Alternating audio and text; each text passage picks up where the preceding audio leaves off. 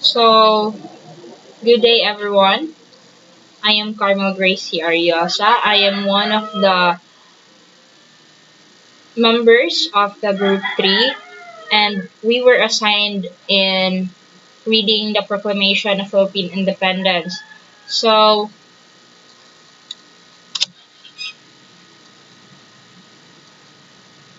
on June 12, 1898, the Philippine Declaration of Independence was proclaimed in Cavite El Viejo, or known today as Kawet, Cavite. So, this day, the Filipino Revolutionary Forces under General Emilio Aguinaldo proclaimed the sovereignty and independence of the Philippine Islands from the colonial rule of Spain. So it was this day happened. So we will not gonna talk, or we will not discuss further what happened, or how come the Philippines achieved the independency from Spain, but we will gonna talk about the document that was recorded on that day, and it was considered to be the primary source of that special event happened in the Philippines. So this document was a short 2,000 word document which summarized the reason behind the revolution against Spain, the war for independence, and the future of the new republic under Emilio Aguinaldo. So in the document, na siya giingon dito how come the Philippines was awakened due to the abuse that was felt by the Filipinos because of the Spaniards, and how come the Filipinos fought for what we call freedom we have today, the independence, and the future of the new republic under Emilio Aguinaldo. So, some of the details in the document is stated here in the PowerPoint presentation. So, uh, Jade, one of my group members, will gonna talk about this document. So, hey everyone.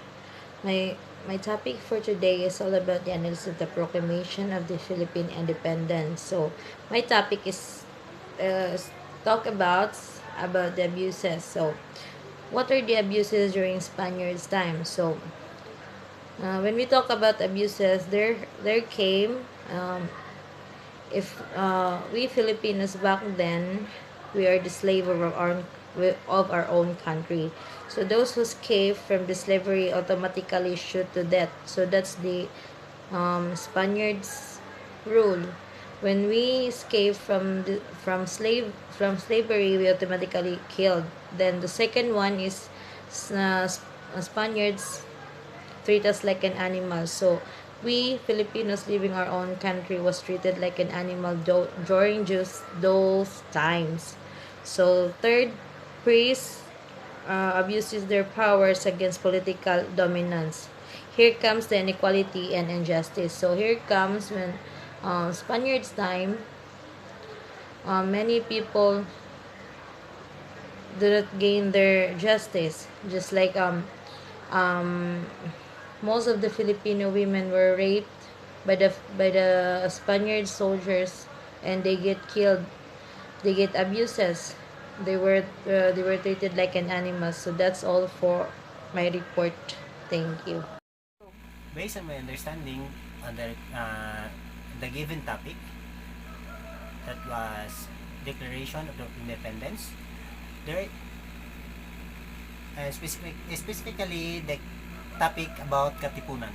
Katipunan has a lot of contribution regarding with the Declaration of the Independence, because Katipunan is the only one who with the Spaniards, fought with the Spaniards, fought with all their might, and free all the prisoners, and free us from slavery. But after that, after we after we free from Spaniards, because Spain sold us, sold the Philippines to America for the amount of $20 million, we gain freedom and independence, but not that, but we still under the influence of America, or in other words, we're still slave of America. So, Andres Bonifacio, the leader of the Katipunan, do some do something do something and still fight for our freedom. But Aguinaldo only mentioned it once because of political bias. Because he's so biased. He doesn't like Andres Bonifacio, and he is elected as the first president of the Philippines. He didn't like to mention Andres Bonifacio's contribution. It's possible. The proclamation also gave us the impression on how the victorious revolutionary government of Aguinaldo historicized struggles for independence. There were mentions of past events that were being seen as important turning points of the movements against Spain. The execution of the Gomborza. Gomborza stands for the names of the Filipino priests, Father Mariano Gomez, Jose Burgos, and Jacinto Zamora. For example, the field cavity mutiny of 1872 was narrated in detail. The priests were charged with treason and sedition by the Spanish military tribunal, a ruling believed to be part of a conspiracy to stifle growing popularity of Filipino secular priests and trade they posed to the Spanish clergy. This shows that they saw this event as a significant awakening of the Filipino in the real condition of the nation under the Spain. The death of Gomborza awakes strong feeling, anger, and resentment among the Filipinos. So this type, this until here, it was stated in the document that in the town of Cavite Viejo in this province of Cavite on the 12th day of June 1898 before me, Don Ambrosio Rianzares Bautista, Auditor of War and Special Commissioner appointed to proclaim and solemnize this act by the dictatorial government of these Philippine Islands for the purposes and by virtue of the circular address by the eminent dictator of the same, Don Emilio Aguinaldo Infame. So this day, the proclamation of independence invokes that established republic would be led under the dictatorship of Emilio Aguinaldo. As we all know, Emilio Aguinaldo became the first president of the Philippines. He led the Philippines into a new republic. Kaya we gain independence from the colonial rule of Spain. So in that day, Emilio Aguinaldo was assigned to the position of leading the Philippines into a new republic. So, as a summary of the documentation and from the report from my other members, uh, primary sources like this, like government record, it is truthful most of the time, but still we cannot prevent the fact that the one who's writing this is still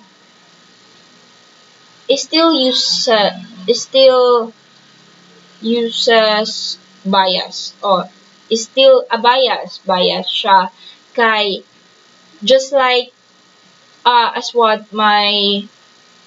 as what my other member group stated that in the document, the Katipunan was only mentioned once, though they had a great rule in gaining our independence, but they are mentioned once. So we cannot prevent the fact that na siya bias nga nahitabo because of the power sa nagsulat. So, therefore, being a historian, you should very analyze the content of the document or the primary source that you're looking for. So, you should not only focus on on one primary source. You should you should find something nga dili lang usa imong basihan. So, therefore makakonclude ka og history nga much more precise, much more kanang naga naga naga o makakonclude ka og history nga dili lang ang other side ang ginahatagag pansin. So as a historian, you should analyze your content and kuan find more primary sources nga connected sa imong ginapangita. Therefore, you can maka makahatag siya missing piece sa kung unsa man imong ginabuhat nga study. So, yeah, that's all for our report, and thank you for listening.